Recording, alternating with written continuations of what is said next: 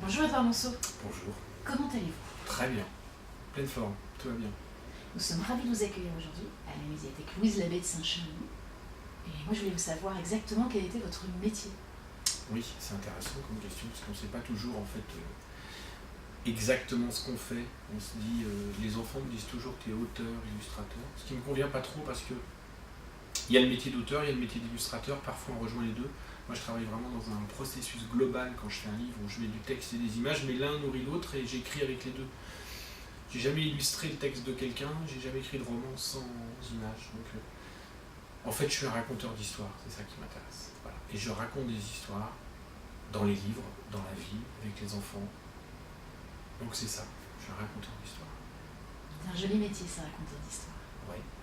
Oui, c'est un joli métier. Alors, en tout cas, c'est un métier qui permet de bien s'immerger dans l'humanité et d'y trouver une place sans être contraint à toutes les bienséances de la société. On va faire comme ci, comme ça. Quand on raconte une histoire, quand on est sur une scène ou qu'on s'improvise une scène dans une classe de maternelle, on coupe les conventions et puis on s'en va dans l'imaginaire. Et c'est ce que j'aime.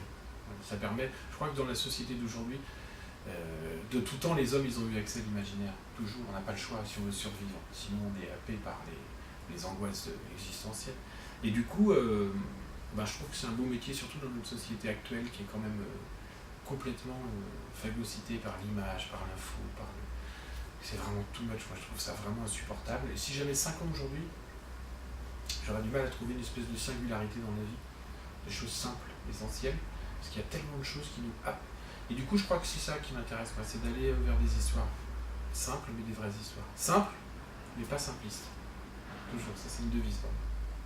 Moi j'aurais bien voulu avoir 5 ans, hier et puis aujourd'hui, pour pouvoir assister aux 4 rencontres de classe que vous avez fait ici à la médiathèque. Grande section CE1, ça fait partie donc intégrante de votre métier, recevoir, rencontrer des classes. Ouais, ah oui, parce qu'en fait, je viens leur raconter ce que je fais à la maison. Quand je suis à la maison, je leur raconte dans des livres ce que je fais dans la vie, ou ce que m'inspire la vie.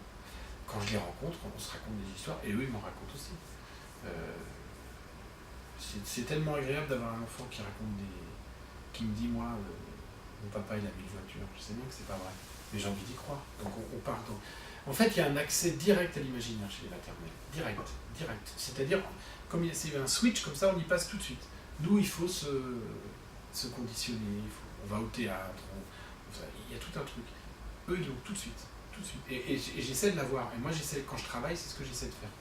Comme j'aime beaucoup Bruno Munari qui disait il y a 2 solutions pour raconter des histoires aux enfants. En tout cas, il y a 2 axes principaux qui sont souvent exploités par les artistes quand ils veulent s'adresser aux enfants. C'est soit ils leur racontent des histoires d'enfants, donc des aventures où il y a des enfants, qui ont une vie d'enfant, donc ça veut dire qu'on se place en tant qu'adulte, qu'on regarde des enfants et qu'on raconte une histoire d'enfant, sauf qu'il y a des anthropomorphies, qu'on met des ours.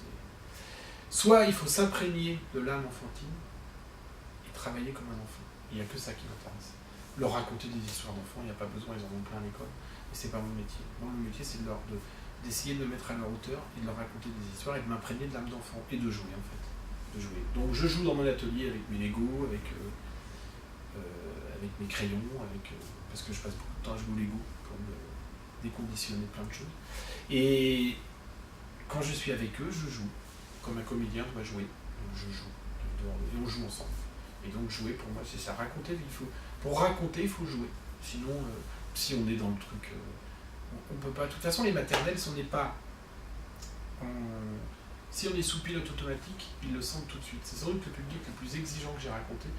Les adultes, parfois, on ne sait pas trop ce qu'ils pensent, mais ils disent rien, ils sont polis.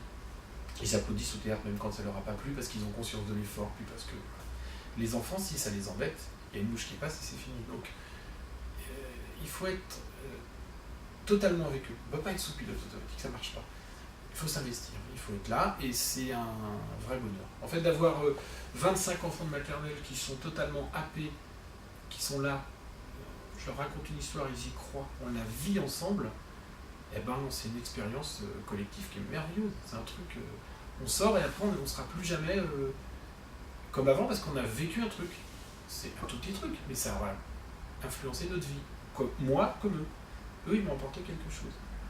Donc en fait, c'est un beau métier de faire ça. Ça demande beaucoup d'énergie, beaucoup d'investissement. Mais ça nous rend les choses au centuple en fait. Tous les artistes disent la même chose quand ils vont sur scène, quand ils descendent de scène, les applaudissements, ça les a nourris.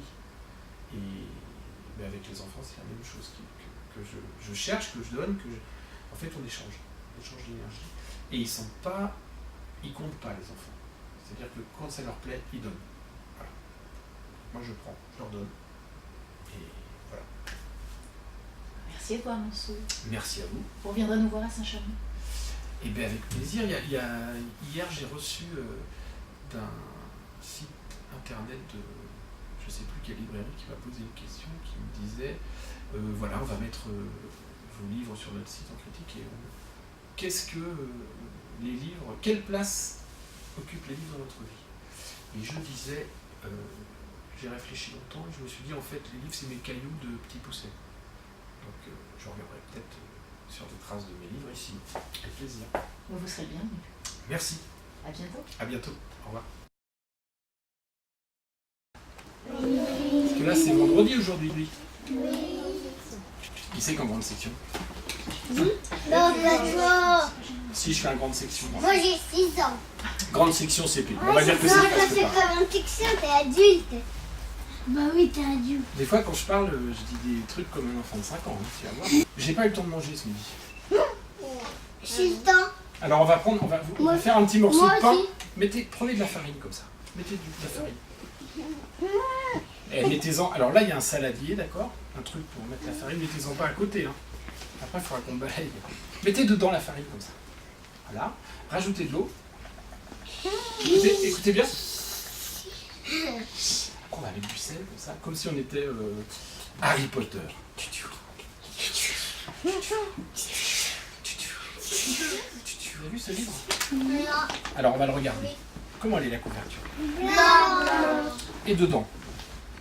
Blanc. Tu l'as pas fini.